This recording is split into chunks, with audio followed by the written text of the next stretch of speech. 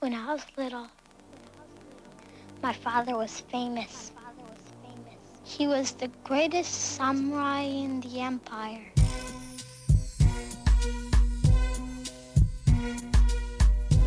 He cut off the heads of 131 lords.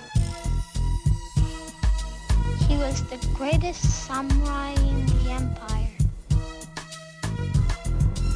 And he took me with him. Hey everybody, today I'm going to talk a bit about crime data and its use as a weapon against concerns of police brutality and the cumulative effects of a racist police culture against the black community. Here it is, June 2020, and the United States is having a very public conversation about racial injustice, police brutality, and the role of police in the community. I want to discuss a few things that tend to come up when police brutality in the black community is discussed. The claim that black people are significantly more criminal than whites, that police violence is caused by a few bad apples, black on black crime, and that police violence against blacks isn't very high. For all these topics, people like to bring up the data. They hide behind the data. Police are more wary of black people because they commit more crime. That's not racist, that's just data. As one commenter asked after linking to a red pill video by Mr. Obvious, is it really racist if it's true? Well, it depends on whether or not the claim is actually true and what the purpose of bringing up the claim is. What about black on black crime is brought up in order to change the focus of the conversation away from the topic of systemic racism in law enforcement. It's a topic that doesn't appear to be the concern of a person bringing it up at any other time except when the topic of racial injustice comes up. So whether or not black on black crime is of special importance aside, I'll discuss that later, bringing it up during these discussions is problematic because in seeking to pull the conversation away from racial injustice, the speaker is protecting the status quo in favor of racial injustice. Crime statistics are brought up for a different reason entirely. While not solely seeking to change the focus, like when bringing up black on black crime, promoters of crime statistics are seeking to justify the treatment of minorities, in this case primarily black people, by law enforcement. In bestowing a higher likelihood of guilt to the black population, the wielders of this data seek to paint black people as lesser beings than whites and deserving of the ill treatment that they receive. It's a position that, by definition, is racist. Now, I know at this point I've already made a number of statements that may have made some of my viewers' jaws clench up. This isn't going to be a classic, dispassionate, data-driven GreaterSapien video, even though I am talking about data, because this is not a topic that I am dispassionate about, and I'm not going to lie and say that I am. So you will hear a lot of subjective opinions here, maybe a rush to judgment here or there. If I state that something is racist, that's my opinion, not a claim of objective universal truth. That being said, let's talk about the data being touted. When responding to claims of disproportionate negative treatment of the black community by police, crime levels are referenced in different ways. Most crimes are committed by black people. Most violent crimes are committed by black people. Black people make up 13.4% of the US population, but are responsible for 50 or more percent of the murders. The numbers change depending on what year they decide to get their data from, or what the person last remembered hearing, because oftentimes they're just parroting information that they've heard from someone else. To support their claims, when they choose to actually show data to support their claims, they go to the FBI arrest data. Not everyone brings up the same numbers, but I'm going to be looking at the latest we have full access to, and that is 2018. There are some 2019 numbers, but it's not fully compiled, while the final 2018 data was published in the last quarter of 2019. Of the 8,957 murder arrests in 2018, 4,778 arrests were of black people. That's 53.3% of arrests. You will hear me say the word arrests very often in this video because that's what this is a record of. Arrests, not convictions, not actual guilt. Just the fact that someone was arrested for murder. We also don't know how many unique individuals were arrested because you can be arrested more than one time in a year. But for the sake of discussion right now, I'm going to assume that each one of these arrests was an individual person, and each one of these people actually did it. So, when they state that 13.4% of the population is responsible for 53.3% of the murders, is that true? Well, I'm part of the 13.4% of the population. Am I responsible for any of these murders? Not that I know of. So, what percentage of the population is responsible? Comparing that number to the US population, it means that 0.0027% of the population is responsible for all of the murders. 0.0015% is responsible for 53.3% of the murders. That means 0.01% of the black population is responsible for 53.3% of the murders. Remember, this is being used to justify the mistreatment of black people as a group by police. So I ask you, if 99.99% of black people are not murderers, is that mistreatment justified? Let's expand this to violent crimes, because violent crimes are committed by violent people who pose a threat, and thus maybe the police need to handle them differently. If black people commit more violent crimes, maybe that's why they deserve the treatment they get. Violent crimes, according to the FBI, are murder, non-negligent manslaughter, rape, robbery, and aggravated assault. Of the 392,562 violent crime arrests in 2018, 146,734 were of black people. That's 37.4%, not a majority, committed by 0.309% of the black population. That means 99.69% of the black population didn't commit any violent crimes, while 99.9% of white people didn't commit any violent crimes. Now, you can look at that as black people are 3 times more likely to commit violent crime, or you can think of it as black people are 99.997% as likely to not commit violent crimes as white people. So I would question why so many red pill people choose to pick the former over the latter. The fact is that one thing can be 3 times more likely to happen than something else. Being struck by lightning is 3 times more likely than being killed by a shark, and still be very rare. And remember, we don't know what these numbers really are. For the sake of argument, I was calling these all individuals. But we know that people who commit crimes tend to commit more than one and are charged for more than one crime, robbery and aggravated assault. So the percent of black and white population that actually get arrested for violent crimes each year is likely very much lower. And the vast majority of arrests are not for violent crimes. Yet, these red pill people will claim that this tiny percentage of violent crime arrests of black people justifies an aggressive police approach to all black people.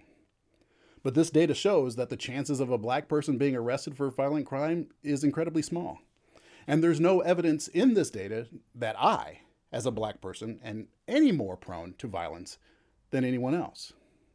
So the claim of black criminality is both false and racist. The police, on the other hand, don't get the same scrutiny. Yes, police violence happens, but it's just the actions of a few bad apples. That's the claim. Let's just look at those who commit the act of killing unarmed civilians. Well, the Mapping Police Violence Project reported 114 unarmed civilians killed by police last year. Assuming that each killing was done by one cop, like I did with the arrests, and using the FBI count of 686,665 police officers, that makes 0.017% of the police population murderous bad apples. Not bad, I guess. But unfortunately, it is 70% higher than the rate of murder arrests, not convictions, of black people. Now, if you want to argue that violent treatment of black civilians is justified because of their murder rate, why is it out of bounds to even question the methodology of the police if their murder rate is 70% higher? And most of them go back to work and not to jail. Now, I'm just pointing out that there are even fewer bad apples amongst the black population, and maybe they shouldn't be treated like they are all bad by official representatives of the state. Now, my definition of a bad officer isn't just an officer that commits murder, but also an act of violence against an unarmed civilian, and also those that stand by and watch it happen, and those who are fully aware of the bad tendencies of an officer and do nothing about it. That's a lot of bad apples as far as I'm concerned. And I'm with Chris Rock when he says police officers and pilots. Two jobs where being a bad apple just isn't an option.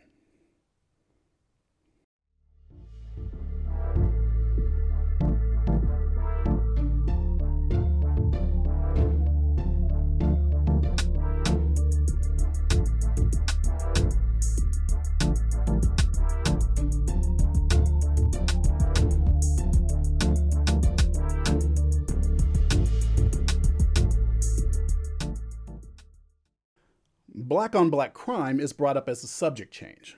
Why are you concerned about this crime and not this crime? When this crime happens much more often, why are you focusing on this one? There are many things wrong with this attempt at deflection. One, there's the assumption that people cannot be concerned about two things at once. That's just false on its face. And then there's the claim that these conversations are not happening, that it's not a concern. This is the flawed idea that since you don't hear these conversations don't exist. No, they exist. It's just that you're not a part of them. You're not a part of the community that is concerned. When Candace Owens says she doesn't hear people talking about black on black crime, it's because she's not part of the black community. She has separated herself from the community and is not part of the conversation. There are groups focused on it. There are events about it. The black church community is a big driver of it. And even as a person who is separated from that part of the black community because I don't do religion, I'm still a part of these discussions through black student parent groups and such. The black on black crime conversation is happening between black people. Don't worry about that. We're talking to you about this right now. Next is the qualitative difference between police violence and black on black crime. Black on black crime is an action of a citizen against another citizen that is acknowledged to be a crime, and punishment is enforced by the judicial system.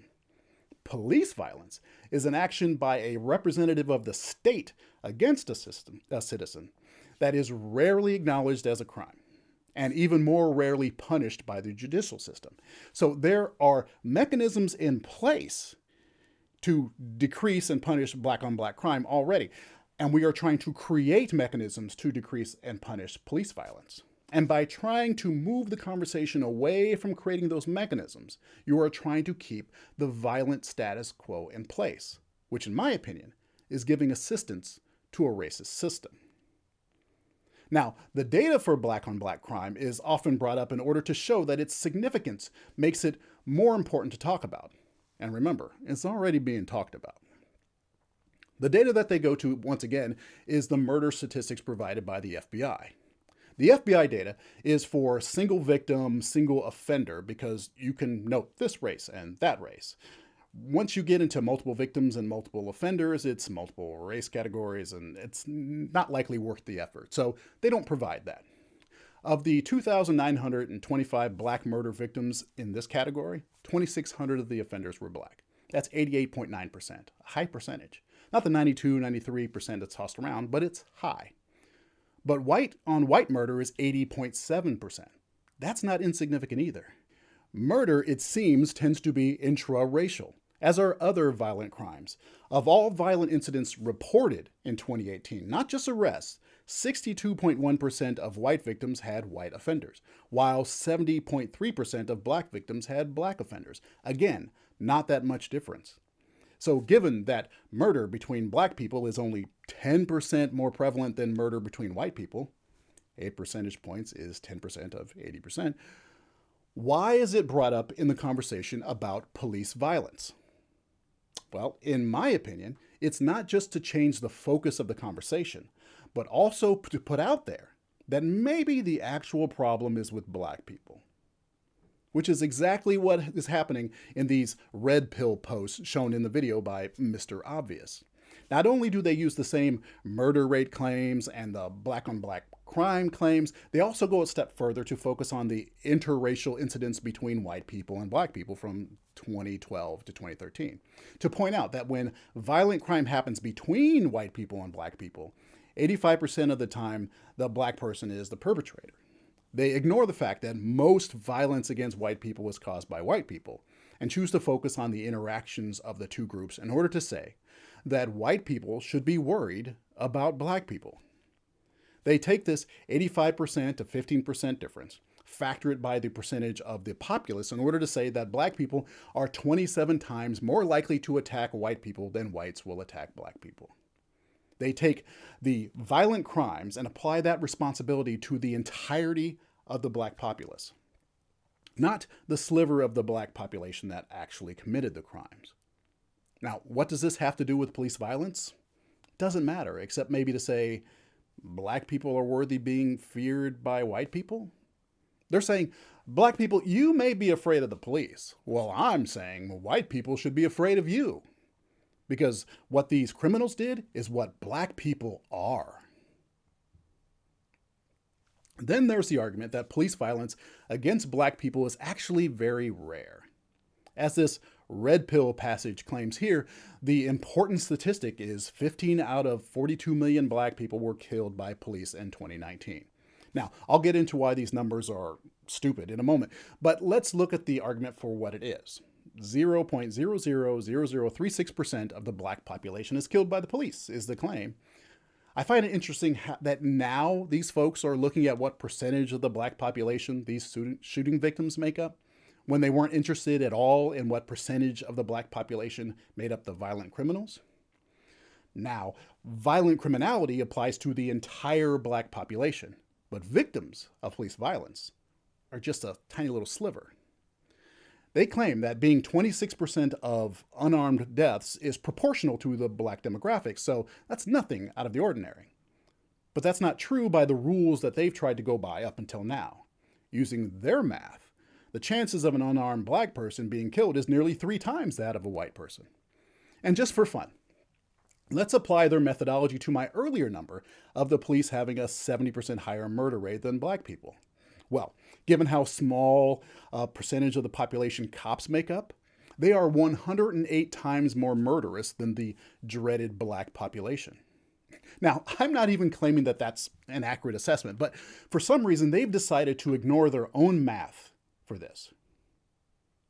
Because racism. Another problem with the argument is that it's only considering death by police gunfire as police violence. Death by taser, beating, strangulation, not in there. It's also not dealing with the fact that the reporting of the data does not have universal compliance. This isn't accurate data. Some states don't report their data at all. The Mapping Police Violence Project that I talked about earlier surveyed more thoroughly and reported 114 unarmed killings by police. And then let's deal with the fact that killing is not the sole definition of police violence. So a lot of numbers are missing here. According to a study published on the National Institute of Health's website in 2016, every year approximately 100,000 people are treated in hospital emergency departments for non-fatal injuries inflicted by law enforcement officers. Where does that info fit into these numbers? We don't know because the police don't report them. But it is police violence. A person gets slammed up against a wall but doesn't break anything.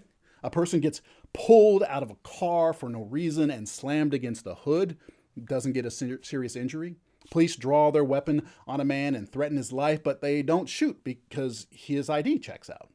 None of these people get killed. None of them go to the hospital, but every single incident was police violence and harassment.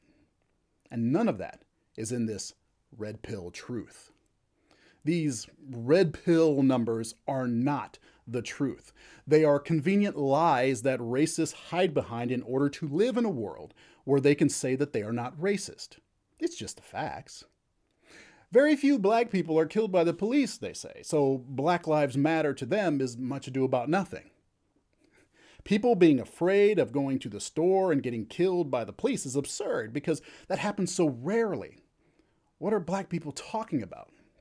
Look, when I go to the store, I'm not worried about some random cop that's just going to fire and kill me as I drive by. No, that's not how it works. But I am concerned that when I drive through Piedmont, California, that I might be stopped for some nonsense or even a valid reason. And when a black man gets stopped in Piedmont, especially a guy my size, they always call in a second unit. And this reality is stressful in and of itself, and it eats at you. Now, when I get pulled over, I'm not allowed to be having a bad day, and I hope beyond hope that the officers are having a good day. If I'm having a bad day and I give them the slightest bit of an edge, they get more nervous. They're already nervous because it's me. I have to be perfect. When I reach for my registration, I have to do it at the right speed, and if I drop it, I can't snatch at it too fast because my life depends on it. This is Broadway. This is the big time, and you have to be perfect in your performance. And it eats at you. And if things go wrong and they start to put their hands on me, I have to take the beating or risk dying. Fighting back isn't an option because police are not allowed to lose a fight. If they feel that they might lose, they switch to lethal force. That's the rule. I know I can't fight back. We all know it. And it eats at us knowing we have to just take the beating. But to these red pill racists, that doesn't count. Being shot but not killed is not violence to them. Being beaten is not violence. Having a gun put to your head is not violence. Having your body unlawfully searched is not violence. Being followed for miles by police isn't harassment, even though it eats away at the lives of black people. Because black lives do not matter to them. For generations, black people have talked about police violence and the racist culture of the police toward the black community, and we were told that we were lying. It wasn't true. These things don't happen. Then things got caught on videotape, and we were told, okay, it happened, but it was a fluke. It was a one-off. Now, everyone has cameras, and harassment and violence of all kinds is getting brought into the light, and the response now is, well, the killings are really rare. And don't you kind of deserve it?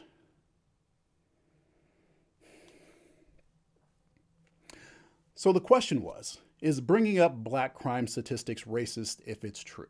And I have to say, yes, it's racist, and it is not true. It's true you can cherry pick incomplete data for what you want, but I question why you're cherry picking incomplete data, and I question what you want. It seems to me that you want to dismiss the experiences of the black community with police violence, while at the same time justifying police violence against the black community. Seems to me now that there are 4 kinds of lies. Lies, damn lies, statistics, and red pill truths. That's my job! That's what I do! I don't lose! I win! Now the thing is, some people were watching this and found themselves saying, but what about, and well, if we factor in which just goes to show they want black people to deserve what happens to them. Instead of reforming a structure in a way that would benefit everyone, which would take work, they would rather black people be at fault. These folks are going to go back into the data and search for evidence to support their racist agenda. When you research with a specific conclusion in mind, you will find support for it. Doesn't make you any less racist.